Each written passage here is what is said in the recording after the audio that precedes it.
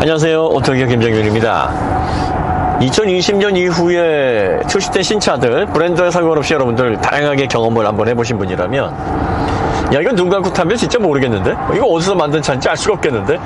이렇게 생각을 하시게 될 겁니다. 물론 소형차와 대형차를 번갈아 태워가면서 차이가 있습니까? 이렇게 물어보는 거 말고요. 소형차는 소형차끼리, 준준형은 준준형끼리, 중형은 중형끼리, 대형은 대형끼리, 브랜드에 상관없이 미국, 일본, 대한민국, 독일, 그 외 국가들 차들을 한번 블라인드 테스트 해보시면 모릅니다. 이거 안다라고 얘기하시는 분들은 착각하시는 거 있을 수 있고요. 물론 뭐 아주 예민하신 분들은 아실 수도 있겠죠. 브랜드만의 특이한 시그널들이 있어요. 방향 지시등, 그 다음에 뭐 세레머니, 시동 걸었을 때 나는 소리, 이런 것들 다 배제하고 이런 것들을 다 나지 않게 무음 처리를 한 다음에 순수하게 자동차의 승차감, 자동차의 거동, 이런 특징을 가지고 특정 브랜드를 맞춰놓는다? 지금은 어렵습니다. 최근 2, 3년 내에 출시된 차들은 브랜드에 상관없이 소비자들이 그 명확한 특징을 알기가 어려운가?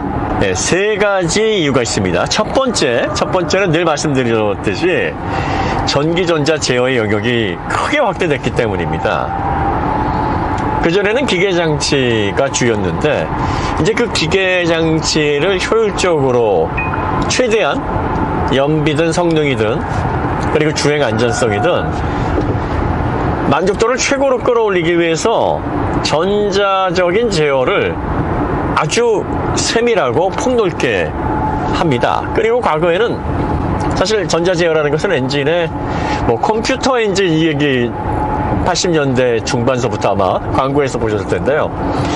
뭐 간단합니다. 대기 중에 이 공기 중에 21%가 산소인데 그 21% 산소에 이 탄화수소가 반응을 합니다. 그 산소와 결합을 해야지 발화가 되는 거예요. 그러니까 그 산소양, 공기 중에서도 그 산소양이 얼마인지를 산소 센서가 딱 잡아내면 그 양만큼의 필요한 연료를 분산을 해주는 거예요.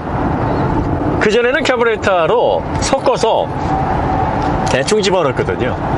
그러니까 낭비되는 연료가 많았는데 이걸 컴퓨터 방식으로 정확하게 센서가 측정을 해서 조회를 하니까 낭비되는 연료가 없더라.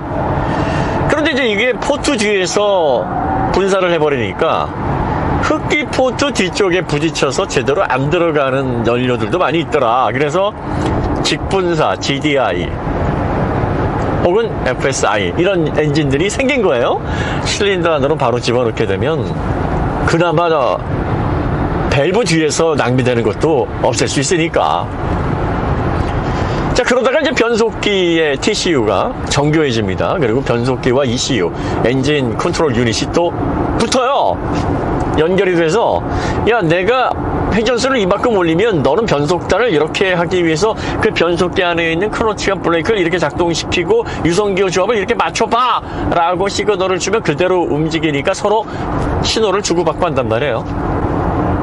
그러다가 이제 또 뭐와 붙습니까?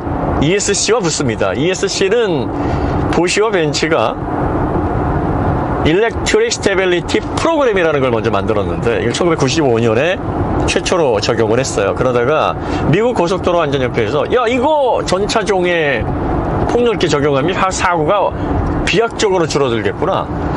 그래서 2012년서부터 거의 모든 차량에 법제화가 돼서 탑재가 되게 됩니다.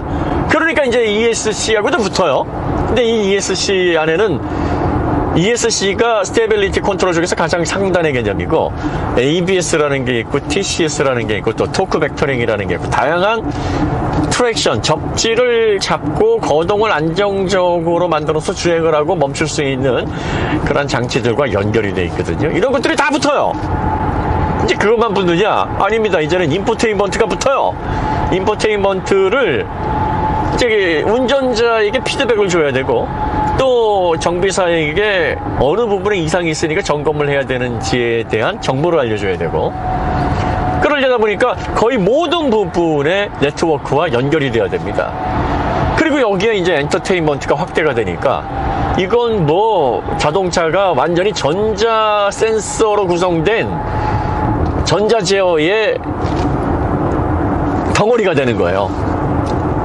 그래서 성능도 전자 제어로 최대한 극한으로 올리고, 연비 효율도 극한으로 올리고, 거동, ESC를 기반으로 한 거동 안정성도 극한으로 올리고, 여기에다가 또 서스펜션이 어댑티브 방식으로, 전자 제어 방식으로 바뀌니까 이걸 또 100분의 1초, 1000분의 1초 센서링을 해서 그 담력을 잡아내는 면에 있어서 세밀한 제어가 또 들어가고,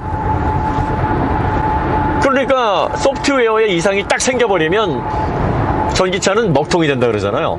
내연차도 마찬가지예요. 내연차도 안 움직입니다. 이게 전자 제어에서 시그널을 인가를 해줘야 돼요. 그러니까 이제 됐어, 이대로 움직여라고 허용을 해줘야 되는데, 그 신호가 딱 단절이 돼, 그 시그널이 딱 단절이 돼버리면 내연차도 뭐 어떻게 하라고 멍 때리는 거죠. 그래서 반전기차라고 저희가 얘기를 하는 거예요. 자, 이렇게 돼버리니까 과거의 기계장치로 구성된 자동차가 대략적으로 한 20%에서 30% 그 정도가 전자제어 영역이 아니겠는가, 한 70% 이상이 기계적인 특징과 또 그걸 기반으로 한 하체의 세팅, 서스펜션의 기계적인 조합에 의해서 이게 움직이니 독일 브랜드, 일본 브랜드, 미국 브랜드, 국산 브랜드 특징이 명확했던 거죠. 그러니까 좀 경험 있는 사람들은 내가 지금 타는 차는 독일차니라 하고 딱 이런 게 가능했는데, 지금은 이게 절반 정도 차지하거나 어떤 경우에는 절반이 넘는 것 같아요. 뭐 극한까지 운전을 한다 그러면은 그 브랜드의 기계적인 특징이 나옵니다. 그런데 이렇게 일상적으로 100km 고속도로에서 항속하고 시내에서 50에서 뭐 60, 70 이렇게 다니는 이런 정도의 거동에서는 일반 운전자들이 그 특징을 알아낼 수 있을 만큼의 특이점이 나오질 않아요. 그래서 이러한 현상이 아주 두드러지기 시작한 게 2020년을 기점으로 거의 모든 제조사들이 내연차도 반전기차처럼 만들어요. 그러니까 이런 전기 전자 제어가 영향을 확대할수록 브랜드의 컬러를 알아내기가 힘든 겁니다. 마치 스마트폰의 이미지 센서가 가장 큰 게 손톱만한 센서예요. 그 얇고 가벼운 스마트폰에 뭐 풀사이즈, 폴스터드 이런 거 넣을 수 없어요. 그러니까 굉장히 작은 걸 집어넣고, 엄지손톱만 해도 굉장히 큰 겁니다.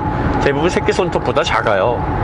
그런데 지금 그 엄지손톱만 한데 이용 화소가 거기 집접이 되는데, 이미지라는 것은 이미지 센서가 빛을 얼마나 받아들이느냐에 따라서 그게 결과물로 나올 수 있는, 말하자면 소스거든요. 근데 그 소스 자체가 한정된 공간에서 제대로 형성이 되지 못한다 그러면 이미지를 제대로 만들 수 없잖아요. 그 나머지 영역이 전자 제어 영역입니다. 소프트웨어에서 야, 이게 불분명하게 빛이 들어오고 불분명하게 정보가 들어오는데, 이거는 AI의 기반으로 알고리즘화된 그런 소프트웨어 패턴으로 볼 때, 야, 이건 선을 이렇게 그어야 되는구나, 그림자를 만들어야 되구나, 이거는 그냥 뭉개야 되는구나, 이런 식의 판단을 통해서 보정을 해주는 그 기능이 하드웨어가 본연의 성능을 내는 것보다 훨씬 더 중요한 시대가 됐는데, 지금 자동차가 2020년을 기점으로 그 영역으로 들어가고 있다라는 거죠.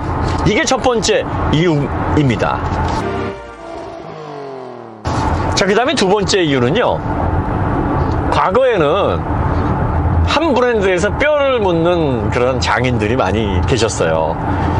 예를 들어서 뭐 BMW에서 계속 근무하시다가 나중에 은퇴하시고, 뭐 페라리에서 설계하시다가 은퇴하시고, 뭐 포드에 뼈를 묻으시고, 토요타, 뭐 닛산, 일본은 특히 평생 고용제, 최근에는 그 의미들이 많이 희석이 되고 이 평생 고용제를 포기한 기업들이 빠르게 늘고 있습니다만, 과거에는 뭐 평생 고용하겠다, 거의 자동차 회사들이 지적 재산권만큼이나 엔지니어들, 그리고 또 그 내부적인 임원 굉장히 관리를 철저하게 했습니다. 자산이라고 생각을 했던 거죠.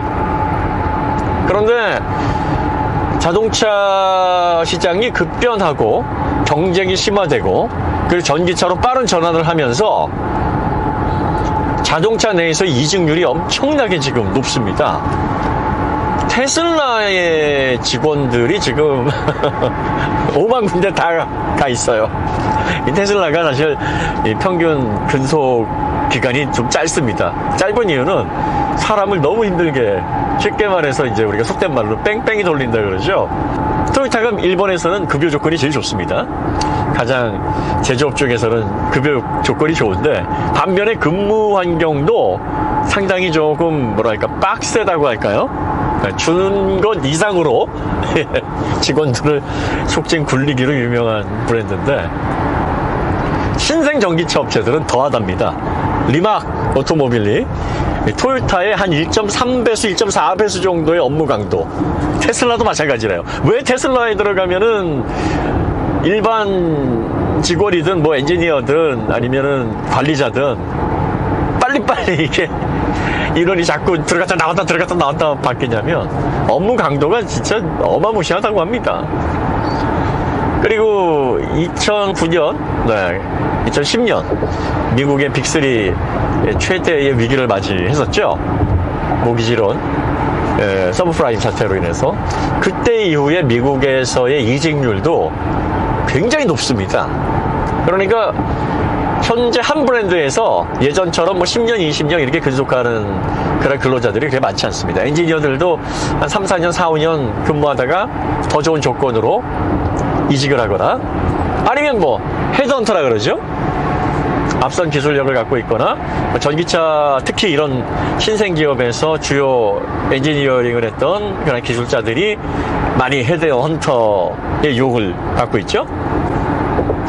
그러니까 과거처럼 포드는 포드의 뼈를 묻었던 그런 직원들이 계속 발전을 시키고, BMW 벤츠는 또 처음 입사해가지고 10년, 20년 계속 축적된 기술과 또 숙련된 엔지니어링을 통해서 제품을 계속 개선해 나가고 개발해 나가고, 이런 분위기가 지금 아니에요.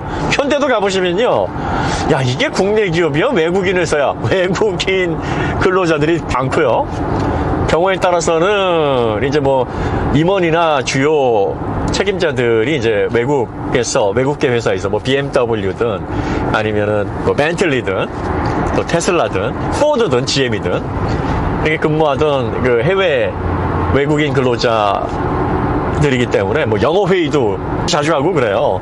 그러니까 지금은 현대, 기아, 뭐 토요타, 포드, GM 할 것 없이 유럽에는 뭐 그 엔지니어 측이 두터워가지고 다른 브랜드보다는 약간 이렇게 다국적 근로자들의 비율이 그렇게 높지는 않습니다만, 지금 독일이나 유럽들도 해외에서 취업한 그런 근로자들의 비율이 빠르게 늘고 있다고 합니다. 그러다 보니까 각 브랜드에서 경험을 쌓아왔던 엔지니어들 그리고 근로자들이 다양한 경험들을 한 곳에 녹여버리니까 이 브랜드별의 컬러나 브랜드별의 제품적인 특이점, 이런 것들이 점점 상쇄되는 거예요. 그러니까 신차들이 계속 업데이트 될 때마다 이게 예전에 이 브랜드 맞아? 아니 이게, 그래서 독일 차들도 얼마 전서부터 3 시리즈, 5 시리즈가 왜 이렇게 말랑말랑해졌지? 그런 얘기가 그래서 나오는 겁니다. 국산차는 지금 이 GV70 일렉트리파이드 보면 단단해요. 기본적인 성향이 단단한데 또 필요할 때는 이 댐핑을 통해서 편안한 승차감을 느끼게 해주면서 세련되게 이렇게 쾌적한 느낌도 들게 하거든요. 그러니까 단단함과 편안함 사이에서 조율점을 잘 이끌어냈어요. 그러니까 이런 상품성들이 어떻게 나왔는지를 한번 유추해보면, 토요타에서 렉서스를 기획했던, 그리고 또 BMW에서 M을 기획했던, 벤츠에서 고속주행의 안정성을 기획했던, 그 다음에 신생 전기차 회사에서 앞선 소프트웨어, 제어, 이런 것들을 담당했던 그런 담당자들이 모이니까, 야 이것도 필요하고 저것도 필요하고, 야 이것도 있어야 되고 저것도 있어야 돼, 막 이렇게 의견이 분분하잖아요. 그러니까 결국 어떻습니까? 야 그냥 다 넣어버려. 다 넣어봐, 재주 있으면. 그런데 이제 항상 제가 말씀드리는 게, 외국인들, 특히 미국인이나 유럽인들 보면 멀티태스킹 잘 못해요. 다 넣어 그러면 멘붕 오죠. 아니 그래서 제일 중요한 거 몇 개만 찝어줘. 그거 늦게 이렇게 우선순위를 정해주지 않은 멘붕이 오는데, 우리나라 엔지니어들은 어떻습니까? 다 넣어 그러면 다 넣으라고? 그럼 내가 못 넣을 줄 알아? 다 넣지 뭐. 그래가지고 결과물이 나와요. 또 대한민국인들은 진짜 놀라운 상상을 초월하는 그런 기량을 가지고 있는 그런 사람들이 많습니다. 비율이 높아요. 그러니까 브랜드별의 확실한 컬러를 한눈에 알아보고 내가 엄청난 똥꼬 센서로 내가 맞춰보겠어, 이게 불가능합니다 지금은. 자, 그 다음에 세 번째가, 지금은요 아시다시피 설계 패턴이 비슷합니다. 예, 그리고 시뮬레이션을 통해서 제품을 만들기 전에 다양한 각도로 다각적으로 설계를 하게 되고요. 그 다음에 경쟁사 제품들에 대한 벤치마킹을 매우 철저하게 합니다. 또 로컬 소비자들의 성향을 철저하게 분석을 해서 그 소비자들이 필요한 상품성을 넣기 위해서 다각적인 설문조사와 또 제품에 반영하기 위한 여러 가지 시도들이 지금 진행이 되고 있습니다. 그러다 보니까 과거의 전통이나 또 브랜드 컬러를 고집했던 로컬의 성격이 더 이상 최신 자동차에 영향을 미치기가 좀 어렵습니다. 또 다국적으로 상품성을 기획을 할 수밖에 없어요. 여러 나라에 수출이 돼서 현지에 맞게 제품을 생산을 해야 되니까요. 자, 그런데 자동차라는 것은 기구잖아요. 기구를 특성을 한번 정하면 바꾸기가 쉽지 않습니다. 옵션을 통해서 세분화할 수는 있죠. 하지만 기본적인 특성은 바꾸기가 어려워요. 유럽에 맞춰놓으면 미국이나 뭐 동남아 같은 나라에서는 불편할 수 있고요. 또 미국에 맞춰놓으면 유럽이나 그 외 지역에서는 또 맞지 않는단 말이에요. 일본도 마찬가지고요. 일본은 뭐 운전 좌석 자체도 다른데, 그러니까 고민을 하는 겁니다. 야, 이거 과거에 로컬 판매 비중이 높았을 때는 브랜드의 컬러를 고집하기가 좋았는데 이제는 이거 힘들다. 이게 어느 나라에서 어떻게 굴러다닐지도 모르는데 글로벌하게 진짜 가장 중심이 되는 그 핵심 코어를 딱 정해놓고 상품성을 거기에 맞추자. 이렇게, 다시 말해서 누구나 타도 괜찮은데, 누구나 타도 편리한데, 누구나 타도 실용적인데 라는 그 중간 접점의 특징을 딱 잡아내는데, 지금은 이제 설계나 제품의 활용도 특징의 캐파를 넓히는 이런 설계 자체가 다각적으로 이루어지기가 좋은 그런 기반을 갖추고 있어요. 그러다 보니까 이게 뭐 유럽 브랜드든 일본 브랜드든 미국 브랜드든 대한민국 브랜드든 특징이 비슷비슷해지는 거예요. 그래서 이제 결국은 뭘 가지고 싸우느냐, 같은 가격 내에서 얼마나 더 진보된 성능, 얼마나 더 확장된 기능, 그리고 사용자, 유저 편의적인 그런 세팅을 어떤 브랜드가 가장 잘하냐, 그리고 일상적인 용도에서 사용할 수 있게끔 누가 조율을 잘하냐, 이 싸움이 된 겁니다. 그래서 저희가 이런 이유 때문에, 이런 세 가지 이유 때문에 최근 한 2, 3년 내에 출시된 각 브랜드의 신차들을 브라이드 테스트 눈 감고 타보면 이거 알아맞히기 쉽지 않다라고 말씀을 드리는 이유가 바로 거기 있어요. 그러니까 여러분들이 어떤 브랜드의 자동차를 선택을 하시든 기본은 다 합니다. 이게 핵심이에요. 야, 이거 뭐 이따오로 차를 만들었어, 이건 뭐 쓰레기인데, 이런 차들 없어요. 글로벌 탑10에 들어가는 그러한 글로벌 회사의 자동차들의 신차들을 보시면은요, 웬만하면 여러분들이 일상적인 영역이든 아니면 여러분들이 바라시는 그런 제품의 컬러를 반영하는 면이든 어느 정도의 만족도는 줄 수 있을 만큼의 수준에 올라와 있다. 하지만 이제 우리가 평가를 할 때는 기본적으로 쓸만한 차인데 더 쓸만하냐, 완전 쓸만해서 이건 구입가치가 높으냐, 마치 1등급 위에 1 플러스, 2 플러스, 이 두 등급이 더 있어요. 그러니까 기본적으로 웬만한 차들은 다 좋은데 더 좋으냐, 미치게 좋으냐, 이걸 구분하는 게 사실은 리뷰 영역입니다. 그러니까 지금은 이걸 뭐 완벽하게 이래서 이건 안 됩니다라고 깔 수 있는 차들이 물론 그렇다고 없는 건 아니에요. 또 언급을 하기엔 좀 그렇습니다만 있긴 있습니다. 간혹 가다가 있긴 있어요. 근데 이것도 지금 출시된 지가 한 5년 넘었으니까 뭐 최근 2, 3년 내에 벌어진 일은 아니죠. 그러니까 2, 3년 내에는 그런 차들은 거의 없다라고 보시는 게 맞지 않느냐. 뭐 개인적으로 그렇게 생각이 듭니다. 오늘 이야기는 여기서 마치도록 하고요. 다음에 더 좋은 내용으로 또 찾아뵙겠습니다. 감사합니다.